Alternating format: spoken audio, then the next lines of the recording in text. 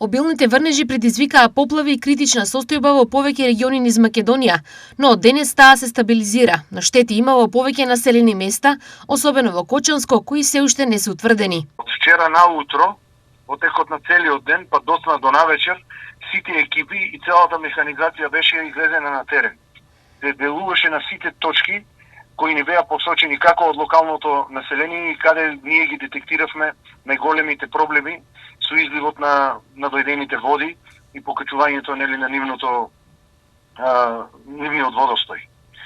Во моментот сите точки ни се стабилни, дотокот на води е намален, уште немаме пријавено штети, но во нашата администрација во општина Кочани имаме оформено тим и еве апелирам сите граѓани кои се засегнати од поплавите да ги пријават своите штети.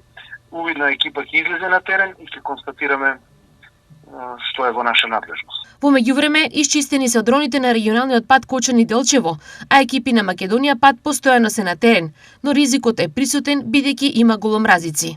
Не е само одрони, веќе и поледици имаме, од одроните врнежи, од сите пристапни патишта, од косините, вода тече на коловозот, поради ниските температури, помрзнува, асфалта на жалост во ноќните часови и раните утрески не делува. Тек сега почна пред еден час да делува асфалт. Да се внимава и на проклизување, да се внимава од поледици и од одрони, од се да се внимава од овие 2-3 дена.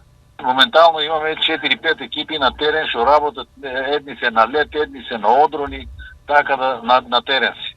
И јас сум на терен, од сега ви се јавувам од лице место. Иако состојбата со врнежите и водостоите се смирува, ризик постои и во наредните денови, па надлежните апелираат за внимателност и дополнителна заштита на имотите.